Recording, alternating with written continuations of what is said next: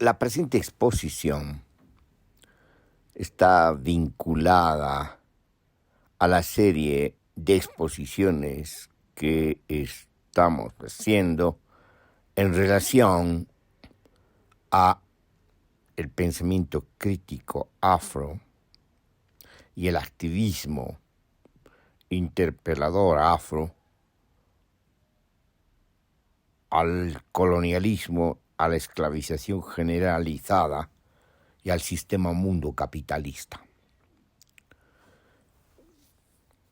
En la actual exposición vamos a tratar aspectos que tienen que ver con las estructuras subjetivas, con la constitución del sujeto, una constitución obviamente contradictoria, porque el sujeto se constituye en su propio cuerpo, en la experiencia del cuerpo y en la experiencia social a la que pertenece o de la que forma parte ese cuerpo en ámbitos de relaciones sociales y en ámbitos de relaciones corporales.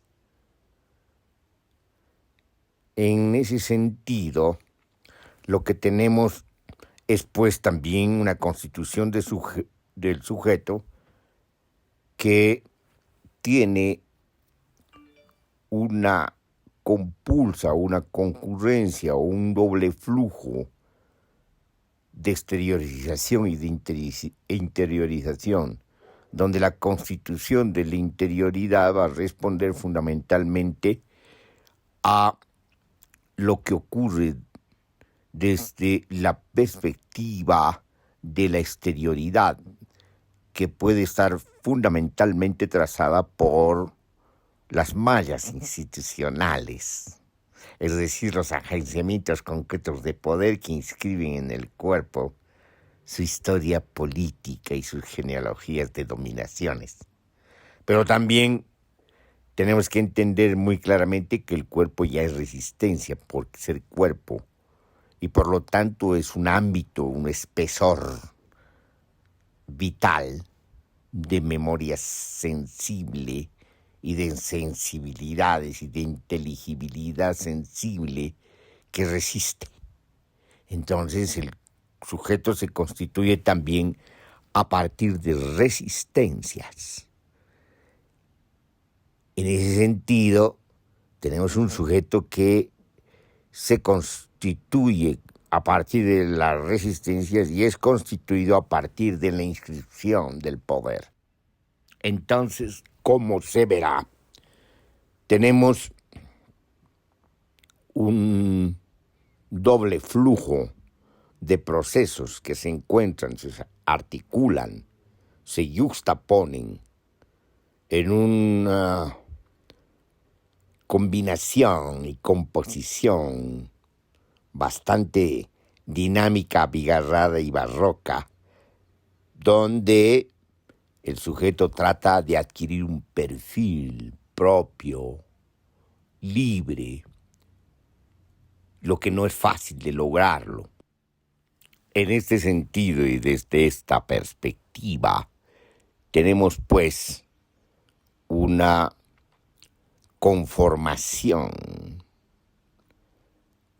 compleja de la subjetividad, pero también obviamente en la medida que la subjetividad deviene en voluntad y la voluntad deviene en acción, y eso irradia en las relaciones sociales, o las activa o las desordena, tenemos pues que entender que la constitución de la subjetividad es clave para interpretar no solamente la voluntad, sino también las acciones, no solamente el imaginario social, sino las relaciones prácticas, las actividades prácticas.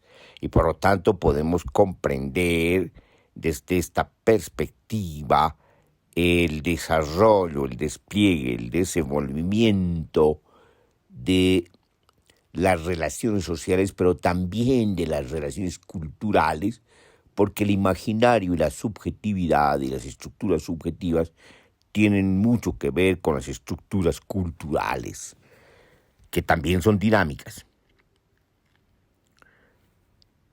Como ejemplo quizás privilegiado, tenemos lo que ocurre en la colonialidad, que se refiere a las sociedades postcoloniales, herederas de toda una genealogía de el colonialismo, la dominación colonial, las inscripciones coloniales en el cuerpo, en la superficie del cuerpo, en la lectura del epidermis del cuerpo y en la administración que define categorías y clasifica los cuerpos dependiendo de los objetivos y las finalidades que se propone a la administración colonial.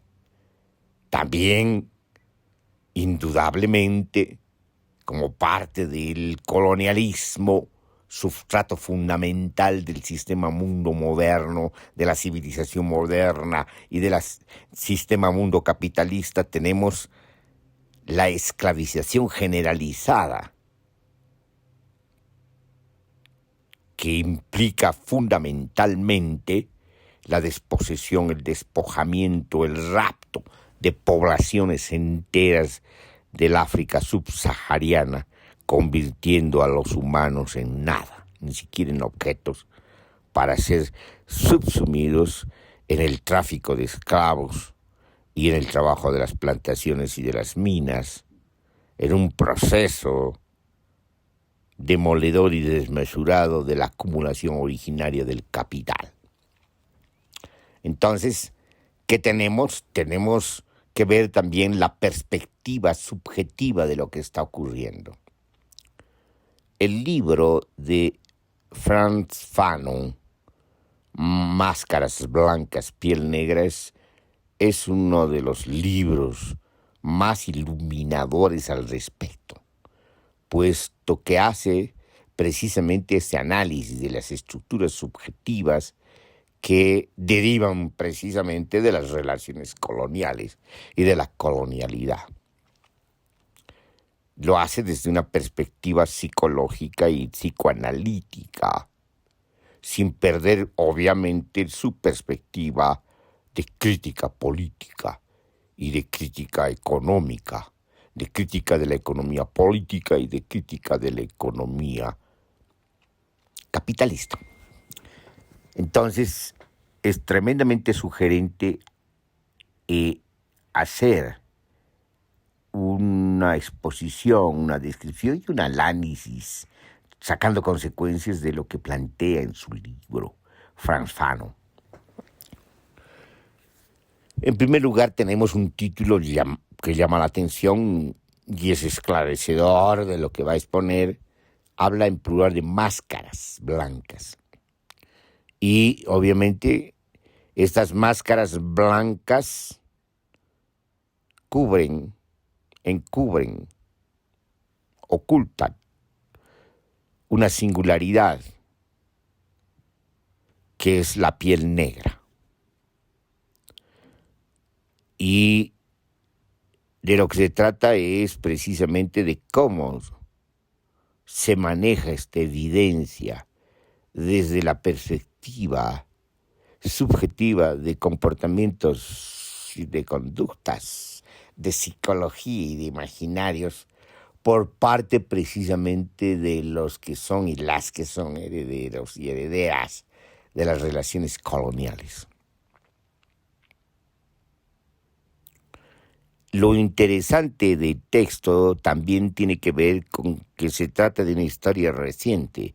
Está hablando de las sociedades postcoloniales, es decir, cuando ya son sociedades independientes o están en proceso de independencia y por lo tanto ya tienen estados-nación y gobiernos propios, donde se da el fenómeno que ya el marxismo afro había anunciado tempranamente, que es el colonialismo interno.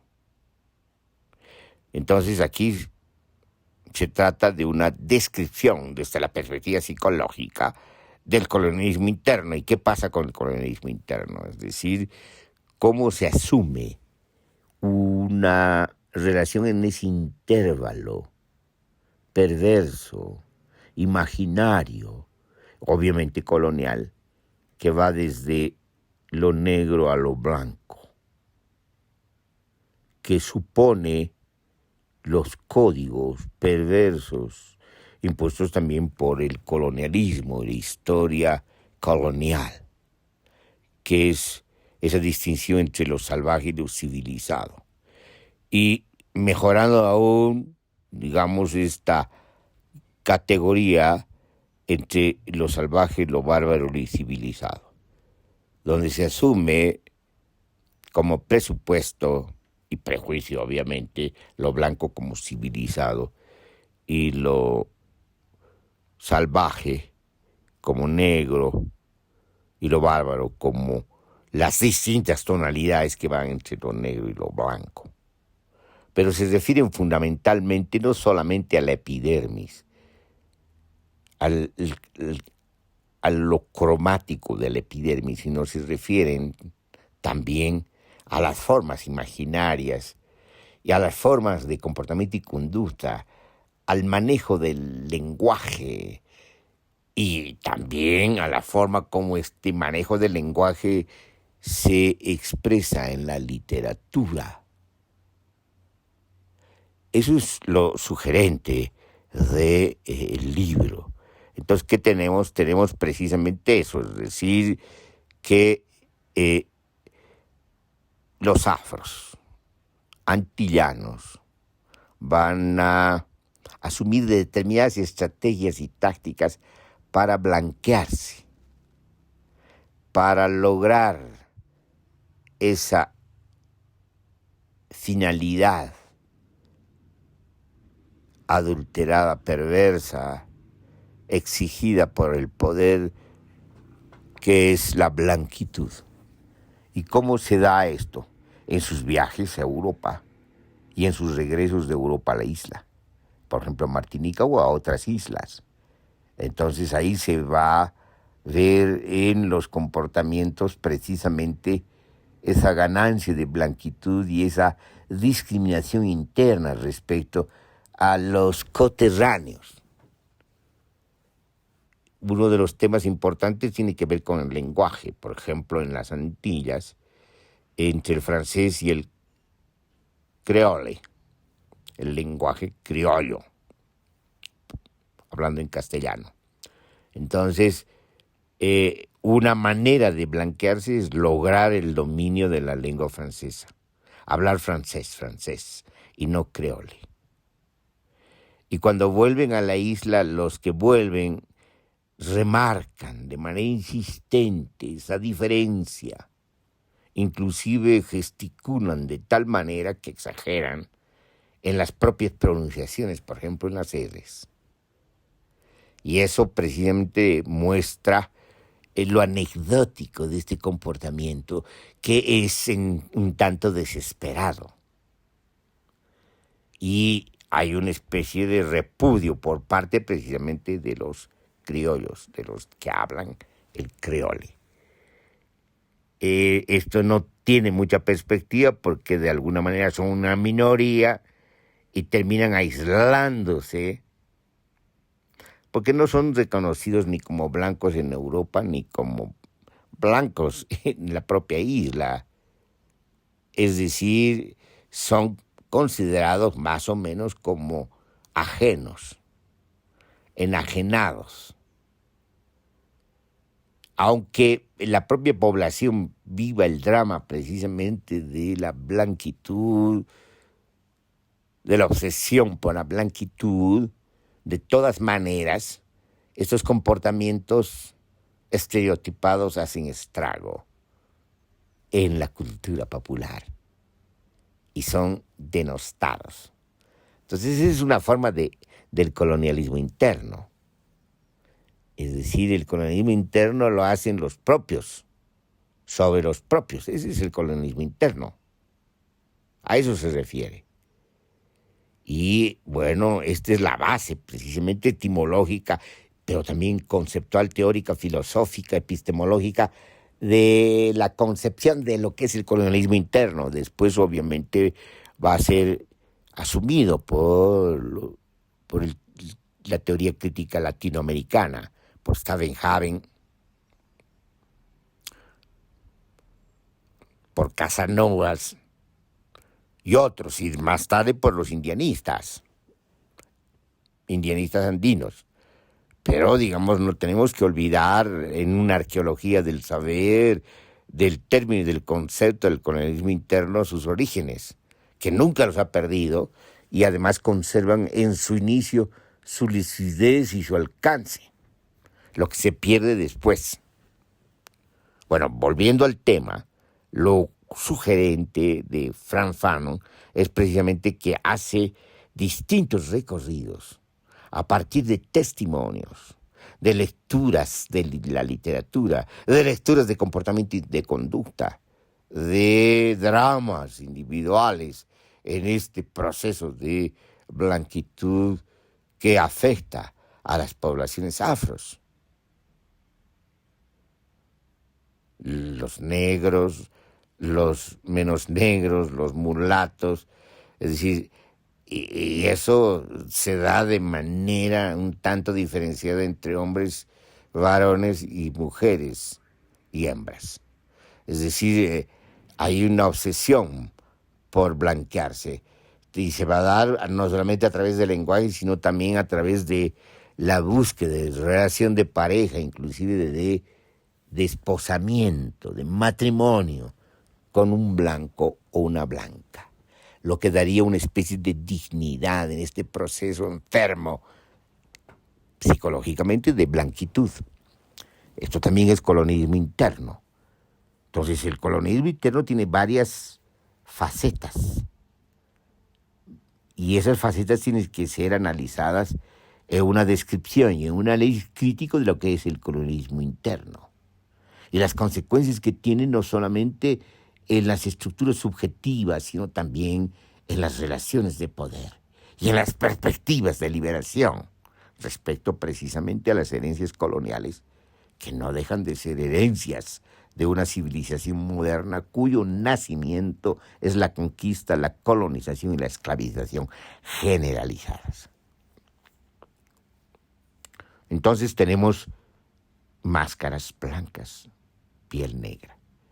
Entonces, las máscaras serían las distintas estrategias precisamente de los afros en este proceso de ocultamiento, pero también de blanqueamiento. El blanqueamiento lo van a lograr precisamente a partir del ocultamiento. Y el ocultamiento se da a través de máscaras, comportamientos, el lenguaje, el matrimonio, es decir, distintos procedimientos que pueden lograrse a través de precisamente este logro diferenciado de la blanquitud, que tiene que ver también obviamente con la estratificación social, los recensos, y obviamente desde la perspectiva marxista con la lucha de clases, pero una lucha de clases distorsionada en este ánimo, en esta convulsión por, entre comillas, evolucionar, civilizarse, modernizarse.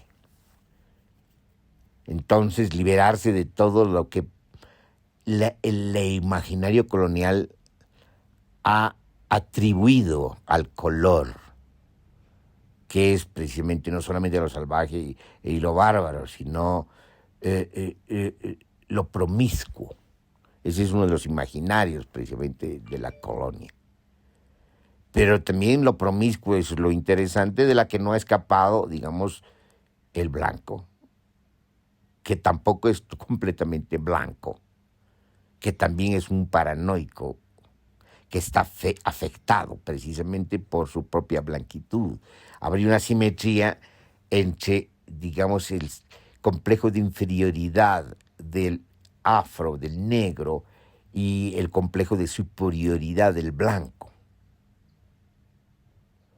donde obviamente hay distintas formas de blanco, un mulato más blanco, un blanco criollo, un blanco mestizo, un blanco, digamos, europeo, pero que tiene también sus propias tonalidades. Es decir, fíjense, tenemos una simetría perversa de este imaginario colonial que lo que hace es constituir sujetos desgarrados, conciencias desdichadas, es decir, sujetos frustrados, porque no logran cumplir con su deseo. lo que dice el psicoanálisis, el deseo del deseo. No lo logran cumplir, porque no se puede cumplir el deseo del deseo, porque es imposible realizarlo. Y en esa imposibilidad, en ese camino imposible, se embarcan en una utopía perversa, no alcanzable, blancos y negros. La pregunta fundamental que está en todo esto es, bueno, ¿qué es lo que tenemos que buscar? ¿Qué es lo que se busca? Obviamente, como hace el psicoanálisis, busca el trauma, los nudos del trauma para desanudarlos y destraumatizar. Y eso se hace, según la práctica psicoanalítica, por transferencia. Es decir, cuando ya no tienes salidas, cuando te enfrentas a ti mismo, cuando no hay argumentos al que puedes responder por tus propias contradicciones y estás precisamente completamente rinconado, desnudado, ya no tienes máscaras. Cuando ya no tienes máscara, estás otra vez con tu propia piel. Pero tu propia piel no es exactamente la piel, sino con todos tus prejuicios, los prejuicios que están hendidos en tu cuerpo, en tu conciencia culpable. ¿Qué es la conciencia culpable compartida tanto por negros y blancos, indios y blancos? Es la culpabilidad de una diferenciación colonial, de una economía colonial, una economía política colonial, que diferencia blanco de color, hombre de blanco de hombre de color, mujer blanca de mujer de color, que valoriza el blanco y desvaloriza el color. Pero eso es una economía política, y como toda economía política, digamos, es abstracta y es ficticia porque se valoriza un blanco que no existe. Nadie es blanco, todo el mundo tiene color. El tema es que se produce de manera imaginaria y abstracta, como legitimación de las dominaciones coloniales, de la esclavitud, de la esclavización, y de la esclavización, como hemos dicho, subsumida, disfrazada en los salarios miserables del proletariado de las periferias del sistema mundo capitalista. Entonces es más que sugerente el texto de Frantz Fanon, que hace una especie de complementariedad con Los Condenados de la Tierra, un texto anterior que es más de crítica política, crítica de la economía política, pero crítica del imperialismo y del colonialismo en las condiciones en las que se da la guerra de Argelia. Entonces, ¿qué se llama? Es un complemento porque tenemos aquí ya una perspectiva desde la mirada, desde el ángulo de la subjetividad, de la constitución y desconstitución de los sujetos. Y en ese sentido nos ayuda, nos alumbra de una mejor manera lo que se entiende y lo que debería entenderse por colonialismo, colonialidad, esclavización, modernidad, lo que implica de manera ya concreta y subjetiva las formas de dominación polimorfas, los diagramas de poder polimorfos, las cartografías políticas, las estructuras de poder inscritas en los espesores del cuerpo, la historia de las resistencias que no se pueden olvidar, porque hay resistencias, y esas resistencias, digamos, atraviesan también los cuerpos y atraviesan las relaciones y las estructuras y las instituciones, transforman la cultura, y en la medida que las resistencias adquieren palabra, adquieren metáfora, adquieren figura, pero además adquieren ritmos y musicalidad y estética, se dan lugar precisamente a espacios de resistencia culturales. Eso es lo interesante, eso es lo sugerente, sobre todo para una mirada compleja que articula distintos planos de intensidad y distintos espesores de intensidad en aras de una comprensión articulada e integrada de la realidad efectiva en sus dimensiones que podemos llamar de exteriorización, pero también de interiorización, que son dos procesos complementarios y únicos, porque precisamente la exteriorización y la interiorización se dan de manera complementaria, es decir, se dan ambas a la vez y de manera simultánea, constituyendo no solamente las subjetividades, sino las mismas relaciones, las mismas estructuras de relaciones, las mismas instituciones y las mismas estructuras de poder, pero también desordenando el poder a partir precisamente del flujo de resistencias, el conglomerado de líneas de flujos de las resistencias, que van precisamente abriendo senderos, abriendo caminos y abriendo horizontes para los procesos múltiples también de liberación.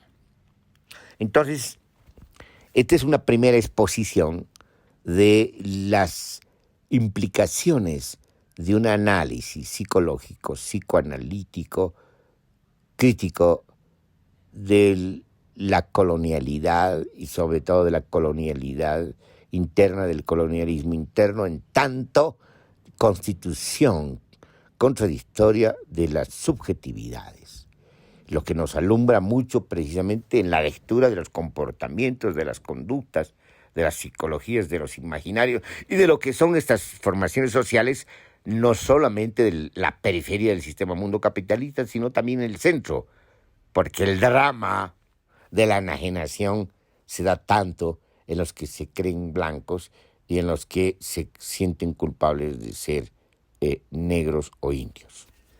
Aquí terminamos esta exposición en espera precisamente de continuar su análisis.